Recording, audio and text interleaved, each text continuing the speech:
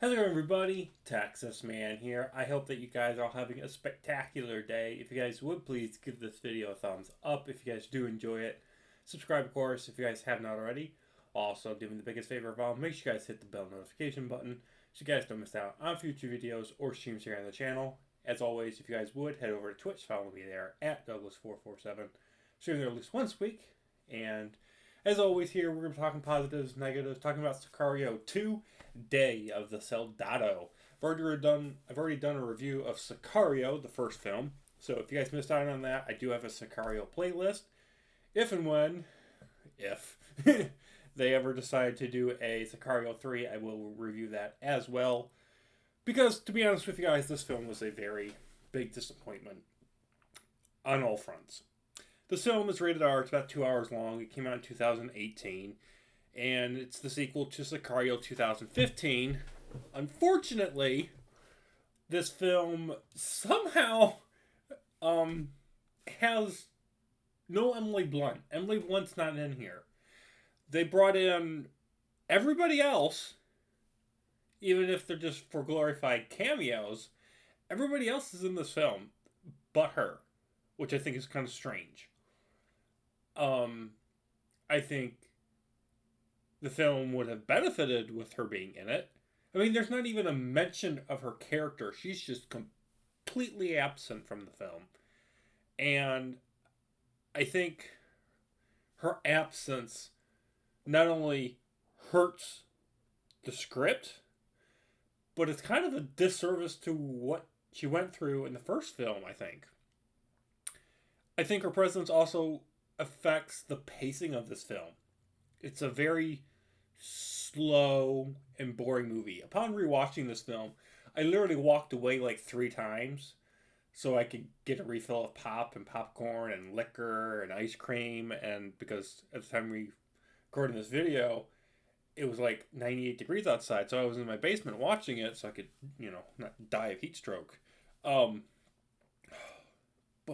the film is slow, and it's weird that it's slow and boring because there's a lot of political debating going on. There's a lot of gunfights. There's a lot of thriller moments. There's actually some character development given to the Sicario. But the film is trying to do a bunch of things, different plots and character background and motivations and spy espionage thriller kind of things. But none of it works because everything's just scattered all over the place. Everything's a jumbled mess. And so when you're watching the movie, you're like, what is going on? Why are these characters doing this? Why are they here now? What are they doing? It's just confusing. You've got so many moving parts. And when you get to the end, you're hoping that all these moving parts and plot lines and whatnot are all gonna collide together, and there's going to be some sort of proper resolution. There's going to be a big finale showdown conclusion, right?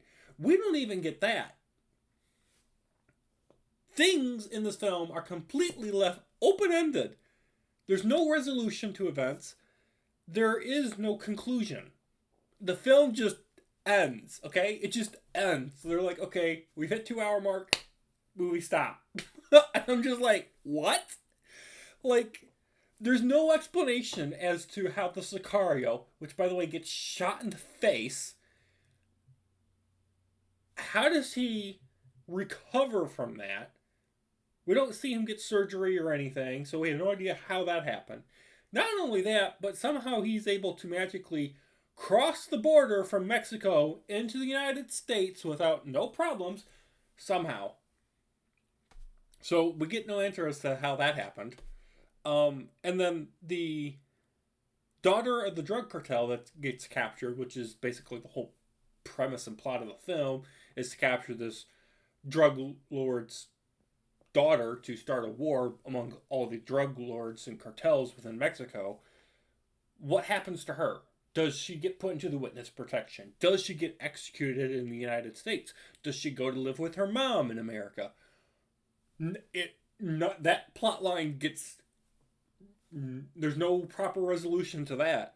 And then all of a sudden, this kid that's gone from just being a normal Mexican teenager working for the um, drug cartel to smuggle people into America, somehow he just does a 360 on his character arc all of a sudden at the very end in like this almost like post credit scene, and now he wants to become a hitman. Now he wants to become the next Sicario, and I'm just like, that was never mentioned or even referenced or even like thought of during the movie. Like, what makes you think he wants to become a Sicario? Because I just see him as doing business and making hundreds of dollars every day, getting people to and from uh, United States, and I'm just like, I don't know where you get this idea where he's supposed to become a Sicario. Like, huh?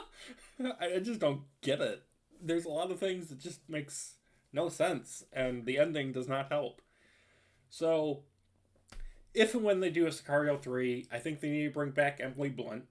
They also need to bring back the original writers and directors and producers because the people that worked on the first film did not all work on this film, and it shows in terms of the quality of the writing and the pacing and the directing. The sound design is pretty good, but the writing and the directing and just the pacing of this film is such a boring thing. And also, it's very predictable. It's let's have drug lord cartels go after each other, and we'll start a civil war in Mexico, and then one of our operatives goes rogue. It's a very basic premise, and it does nothing special with that formula. It's like I get that this film series isn't trying to reinvent the wheel, but it doesn't do anything, especially this film. It doesn't do anything to stand out. It's just very basic and boring, unfortunately. So, with that, I'm going to give Sicario Deo the Soldado a 4 out of 10. Thank you guys for watching. Have an excellent day. I look forward to more content coming out soon. Bye, guys.